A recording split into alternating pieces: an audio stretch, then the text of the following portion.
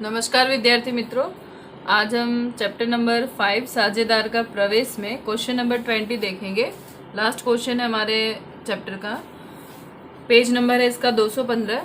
मीत, जीत और नील 3-2-1 के प्रमाण में लाभानी बांटने वाले साझेदार हैं। 3 साझेदार आपको दिया हुआ है जिनका पुराना प्रमाण है 3:2:1, जो हमने यहाँ पर लिख लिया है।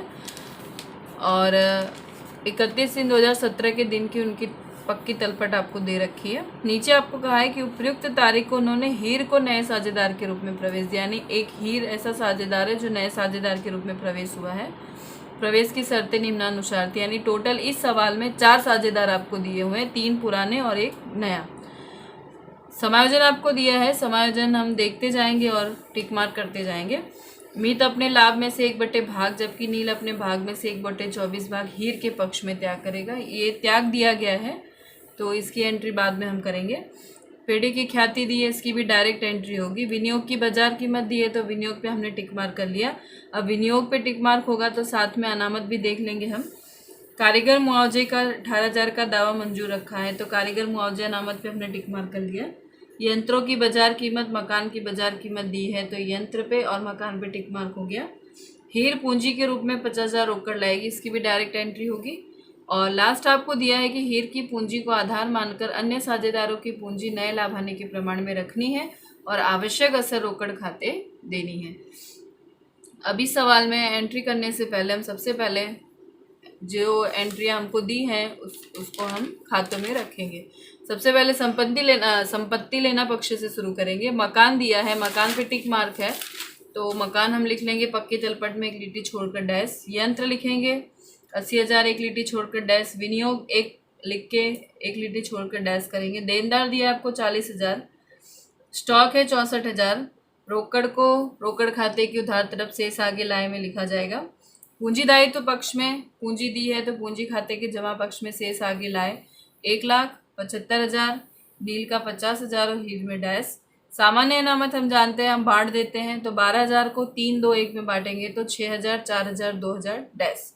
विनियोग अनामत दी है लेकिन साथ में हमको समायोजन भी दिया है विनियोग का, तो हम विनियोग का समायोजन देख लेंगे। सबसे पहले समायोजन नंबर 3 देखेंगे। विनियोग की बाजार कीमत 52,000 है जो बही में लिखनी है। तो विनियोग की बाजार कीमत आपको कितनी दी है? 52,000 है, यानी विनियोग में क्या हुई? हमारी कमी हुई। तो माइनस कमी कितने की हो गई आपकी? 8,000 की। अब ये 8,000 की भरपाई अगर अनामत नहीं दी होती तो हम डायरेक्ट पुनः मूल्यांकन खाते के उधार पक्ष में लिखते हैं, लेकिन यहाँ पर अनामत दे रखी है तो जो कमी हुई है उसको अनामत में से हम भरपाई करेंगे। तो अनामत आपको 20,000 दी है, 20,000 में से कमी आपकी 8,000 निकाल देंगे तो 20,000 में से 8,000 निकलेगा तो बचेगा हमारा 12,000। तो अब हम 12,000 की एंट्री करेंगे मीत, जीत और नील के बीच में। तो 12,000 को हम बांटेंगे तो 6,000, 4,000 और 2,000 आएगा जो पुराने प्रमाण में हमने बांट दिया।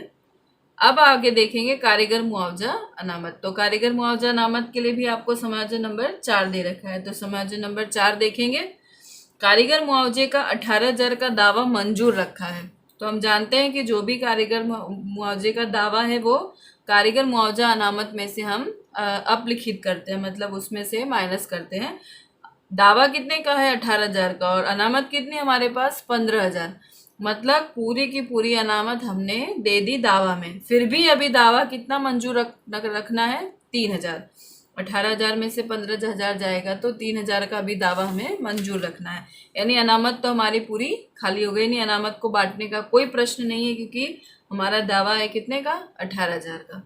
तो अब कारीगर मुआवजे का दावा की एंट्री हम एंट्री करेंगे तो एंट्री 1 आएगी यहाँ पर पूंजी दायित्व पक्ष में कारीगर मुआवजे का दावा 18,000 का। 18,000 में से हमने 15,000 की अनामत में सरभर कर दिया, यानी अभी भी हमारे पास कितने का दावा मंजूर रखना है हमको? 3,000 का। तो उसकी दूसरी एंट्री हम पुनः मूल्यांकन खाते में लिखेंगे कारीगर मुआवजे का दावा 3,000। तो ये आपकी हो गई एंट्री कंप्लीट, यानी अनामत आपकी पूरी की पूरी दावा में सरभर हो गई। फिर कारीगर लाभ भाग फंड है जिसको पूंजी दायित्व पक्ष में हमने लिख दिया क्योंकि ये दायित्व है। कारीगर बचत खाता ये भी दायित्व है लेनदार, ये भी दायित्व, तो इस पे कोई एंट्री नहीं है इसलिए सीधे बाहर। अब बारी आती है हमारी समायोजन की। तो समायोजन नंबर 1 देखेंगे आप और वर्किंग करते चलेंगे हम। मीत अपने लाभ में से 1/8 भाग जबकि नील अपने भाग में से 1/24 भाग हीर के पक्ष में त्याग करेगा। मतलब मीत और नील का आपको क्या दे रखा है, त्याग। तो मीत का त्याग कितना दिया है 1/8, नील का त्याग कितना दिया है 1/24। अब ये दोनों का त्याग मिलाकर क्या बन जाएगा, हीर का भाग। हम जानते हैं कि दो पक्ष यदि साझेदार त्याग कर रहे हैं तो सामने वाले को लाभ मिलेगा। तो हीर को यहाँ पे लाभ मिल रहा है तो हीर का भाग कितना हो गया, दोनों को प्लस कर देंगे।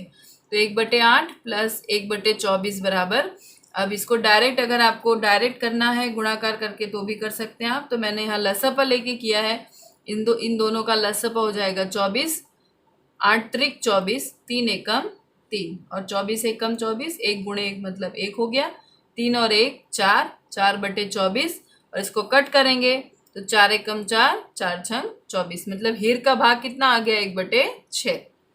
अब हमें इस सवाल में नए प्रमाण की भी जरूरत पड़ेगी क्योंकि समायोजन नंबर 7 में हमको नए प्रमाण की आवश्यकता है। तो नया प्रमाण का सूत्र क्या होता है, पुराना प्रमाण माइनस त्याग। तो सबसे पहले हम मीत का निकालेंगे। मीत का पुराना प्रमाण कितना है 3/6 और त्याग कितना किया है इसने 1/8।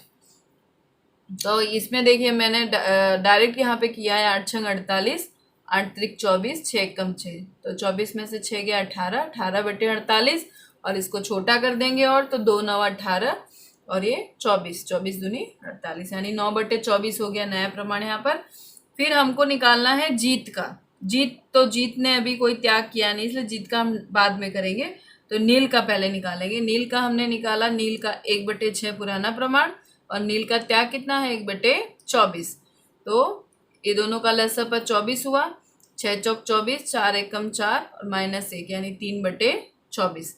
अब जीत ने त्याग किया नहीं है तो ये सूत्र जीत में लागू होगा नहीं। तो जीत का कितना भाग दे रखा है आपको 2/6 यानी वही पुराना प्रमाण ही इनका हो जाएगा नया प्रमाण। तो 2/6 और इसको सरबर करेंगे मतलब 24 लाने के लिए 4/4, यहाँ भी 4 का गुणाकार तो ऊपर भी 4 का गुणाकार यानी 4 दूनी 8, 6 चौक 24 ये हो गया 8/24। और हीर का क्या दिया गया, हीर का डायरेक्ट हमने जो निकाला 1/6। अब इसको भी 24 लाने के लिए नीचे क्या करना पड़ेगा, 4 से गुणाकार किया हमने, 4 ऊपर भी 4 यानी 4/24 यानी सबका नया प्रमाण देखिए 24 नीचे आ गया है। तो इन लोगों का नया प्रमाण कितना हो जाएगा, तो हम लाइन से लिखेंगे मीत जीत नील हीर। हमने भले यहाँ पर आगे पीछे किया है लेकिन यहाँ पे लाइन से लिखेंगे। मीत का हो गया 9/24, जीत का हो गया 8/24, नील का हो गया 3/24 और हीर का हो गया 4/24। तो नया प्रमाण कितना हुआ 9:8:3:4 टोटल इसका हो गया 24, जिसकी जरूरत हमें आगे बढ़ेगी नए प्रमाण की। तो ये पहले समायोजन पर से हमने त्याग निकाल दिया, हीर का भाग निकाल दिया और नया प्रमाण भी निकाल दिया, यानी समायोजन नंबर 1 आपका हो गया कंप्लीट। अब समायोजन नंबर 2 देखेंगे आप। समायोजन नंबर 2 देखेंगे। समायोजन नंबर 2 क्या कह रहा है आपको कि पेड़ी की ख्याति का मूल्यांकन 60,000 किया गया। मतलब ये कौन सी ख्याति दे रखी है आपको, नई ख्याति। नई ख्याति बराबर 60,000। और आगे क्या कहा है कि हीर अपने भाग की ख्याति रोकड़ में लाएगी, यानी आपको कहा गया है कि जो हीर है वो अपनी ख्याति रोकड़ में लाएगी। तो नई ख्याति पर से सबसे पहले हम हीर के भाग की ख्याति ज्ञात कर लेंगे। तो हीर के भाग की ख्याति बराबर 60,000 और हीर का भाग कितना दे रखा है आपको 1/6 तो ये हो जाएगा 10,000। और आपको सवाल में क्या कहा है कि हीर अपने भाग की ख्याति रोकड़ में लाएगी। रोकड़ में लाएगी तो प्रविष्टि करनी पड़ेगी हमें। तो हम लिखेंगे रोकड़ खाते उधार 10,000 और ख्याति के प्रीमियम खाते का 10,000। अब इसकी हमको करनी पड़ेगी खतौनी। तो रोकड़ खाते के उधार पक्ष में हमें क्या लिखना रहेगा, ख्याति के प्रीमियम खाते।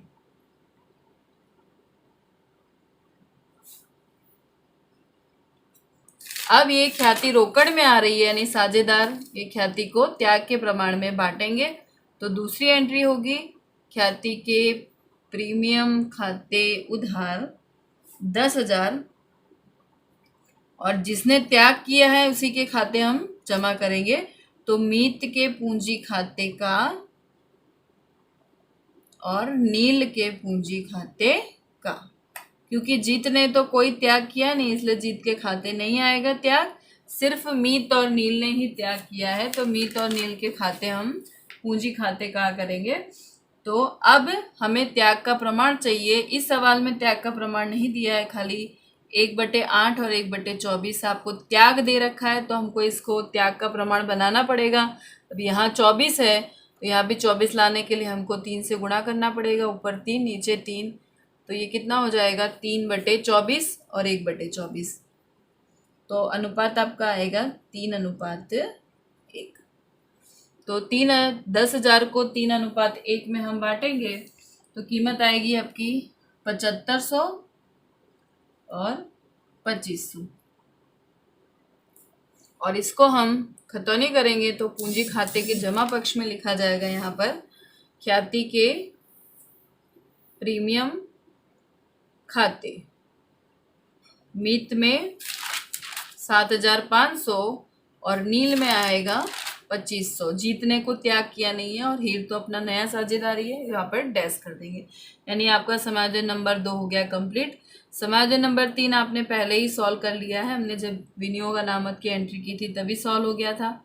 समायोजन नंबर 4 भी हमने तभी सॉल्व कर लिया था। देखेंगे अब समायोजन नंबर 5। यंत्रों की बाजार कीमत 60,000 है। यंत्र आपको दिए गए हैं, बाजार कीमत 60,000, यानी यंत्र में क्या हो गई, कमी हो गई। कितने की कमी हो गई, 20,000 की।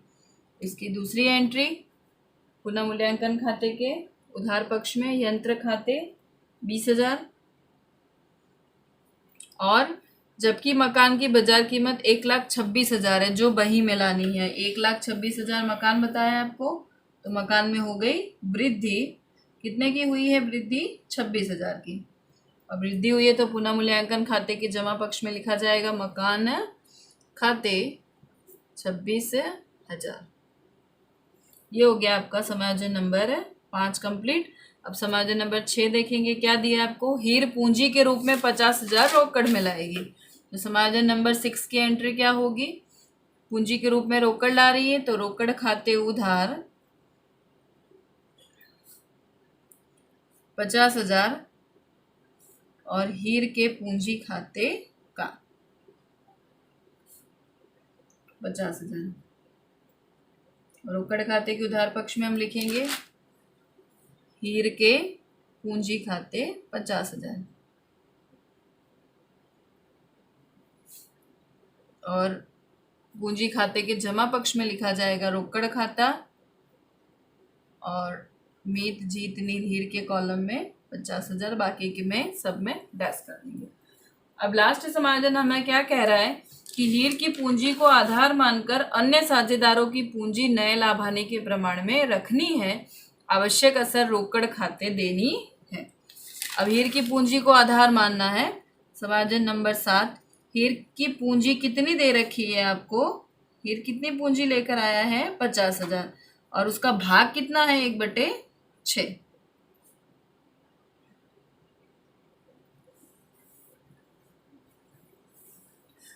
हीर की पूंजी 1/6 भाग की 50 यानी 1/6 इसका भाग है। तो अब कुल पूंजी के लिए हमें क्या करना पड़ेगा, भाग को उल्टा कर देना पड़ेगा। तो कुल पूंजी बराबर हो जाएगी 50,000 गुणे 6/1, यानी कुल पूंजी हो गई हमारी 3 लाख। और किस तरह से रखना है, अन्य साझेदारों की पूंजी नए लाभ आने के प्रमाण में रखना है। नए लाभ आने के प्रमाण में सबकी पूंजी को रख देना है, यानी 3 लाख को हम 9, 8, 3, 4 में बांट देंगे। तो ये इनकी अंतिम पूंजी आ जाएगी सबकी। तो यहाँ लिखेंगे अंतिम पूंजी। सबसे पहले हम निकालेंगे मीत की, तो मीत की पूंजी बराबर 3 लाख कुल पूंजी है और मीत का भाग कितना आपको दिया गया है 9/24। तो गुणाकार और भागाकार करने पे कीमत आएगी 1,12,500। इसी तरह निकालेंगे हम जीत का, तो जीत का आएगा 3 लाख गुणे उसका भाग कितना है 8/24, तो उसकी कीमत आएगी 1,00,000। फिर नील का तो 3,00,000 गुणे 3/24, इसकी कीमत आएगी 37,500। और हीर का तो आपको डायरेक्ट दे रखा है 50,000, यानी हमने सबकी अंतिम पूंजी निकाल दी। हम हीर का भी लिख ले रहे हैं। हीर बराबर 3,00,000 गुणे 4/24 बराबर 50,000। ये आ गई इनकी अंतिम पूंजी। और अंतिम पूंजी की एंट्री हम कहाँ देते हैं? शेष आगे ले गए, यहाँ लिखा जाता है। एक यहाँ पर देते हैं और एक पक्की तलपट में देते हैं। यहाँ लिखेंगे शेष आगे ले गए। मीत का 1,12,500,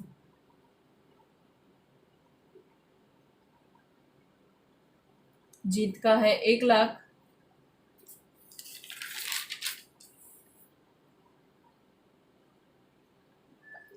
नील का है 37,500 और हीर का है 50,000। और इसको हम अंतिम पूंजी है इसलिए यहाँ पे लिख देंगे। यहाँ पूंजी मीत की 1,12,500, जीत की 1,00,000 और नील की 37,500 और हीर की 50,000। इसका टोटल निकाल देंगे हम बाहर। टोटल आएगा इसका टोटल 3,00,000, जो हमने पहले भी एंट्री वहां पर की है। अब आगे आपको क्या कहा है कि पूंजी नए लाभ हानि के प्रमाण में रखनी और आवश्यक असर रोकड़ खाते देनी है, मतलब इसकी असर आएगी। ये तो हमने आंसर निकाल लिया पहले ही। अब जो भी डिफरेंस आएगा वो किस खाते देना है आपको? रोकड़ खाते। तो उसके लिए हमें क्या करना पड़ेगा? सबसे पहले पुनः मूल्यांकन खाता बंद करना पड़ेगा। तो पुनः मूल्यांकन खाता हम बंद करेंगे तो सबसे पहले जमा का टोटल यहाँ पे ज़्यादा है 26,000, और 26,000 में से हम 23,000 माइनस करेंगे तो डिफरेंस आएगा आपका 3,000, जो कहलाएगा लाभ। और लाभ है कहाँ ले जाएंगे? साझेदार के पूंजी खाते लाभ। और लाभ पुराने साझेदारों के बीच में पुराने प्रमाण में हम बांट देंगे। तो पुराने साझेदार हमारे हैं मीत, जीत और नील। तीनों के प्रमाण में 3, 2, 1 में हम बांटेंगे तो 3, 2, 1 में बांटने पर आएगा 1,500, 1,000 और 500। इसका टोटल हमारा आएगा 3,000। और इसको हम कहाँ ले जाएंगे? पुनः मूल्यांकन खाते के जमा पक्ष में। यहाँ लिखा जाएगा आपका पुनः मूल्यांकन खाता 1,500, 1,000, 500 और हीर में डैश। अब खाता बंद करेंगे साझेदारों का पूंजी खाता। सबसे पहले हम मीत का खाता बंद करेंगे और मीत में एक बार चेक कर लेंगे कि किस तरफ का टोटल ज़्यादा आ रहा है हमारा। तो मीत में हमारा आएगा जमा तरफ का टोटल ज़्यादा, तो जमा तरफ आएगा 1,21,000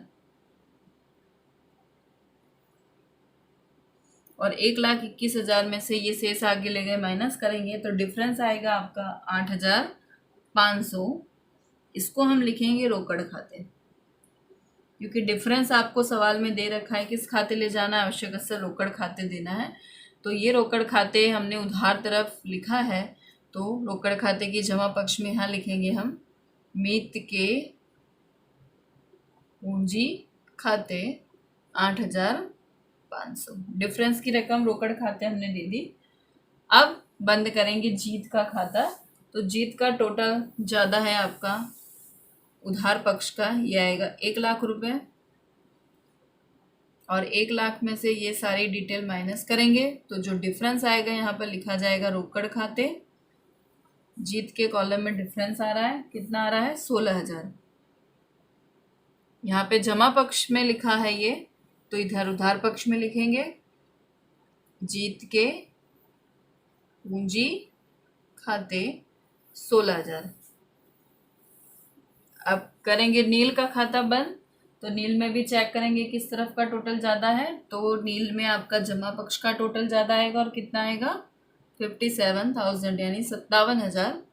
और 57,000 में से 37,500 माइनस करेंगे तो डिफरेंस आएगा आपका 19,500 रोकड़ खाते के उधार पक्ष में। तो यहाँ पर रोकड़ खाते के जमा पक्ष में लिखा जाएगा, यहाँ नील के पूंजी खाते, डिफरेंस की रकम 19,500। साझेदार के पूंजी खाते उधार पक्ष में आया है तो रोकड़ खाते के जमा पक्ष में एंट्री देंगे, दूसरी एंट्री। अब हम हीर का खाता बंद करेंगे तो हीर में 50,000 यहाँ पे टोटल और यहाँ पे भी 50,000, यानी कोई डिफरेंस नहीं है क्योंकि वो जितनी पूंजी ला रहा है उतनी शेष भी उसकी आ गई है। ये आपका खाता बंद हो गया, पूंजी खाता। अब इसी तरह रोकड़ खाता बंद करेंगे तो रोकड़ खाते में टोटल आपका उधार का ज्यादा आएगा 1,02,000। तो यहाँ डिफरेंस आएगा, आपको यहाँ लिखा जाएगा शेष आगे ले गए। डिफरेंस कितना आ रहा है इसका 74,000। और ये डिफरेंस की रकम हम कहाँ लिखते हैं, पक्की तलपट में रोकड़ खाता 74,000। और अब एक बार चेक कर लेंगे कि सारी एंट्री आपने अंदर लिखी है, कुछ एंट्री मतलब बाहर लिखी है कि नहीं। कोई एंट्री अंदर रह गई है तो उसको बाहर कर देंगे और इसका टोटल लगाएंगे तो टोटल आएगा आपका 4,16,000।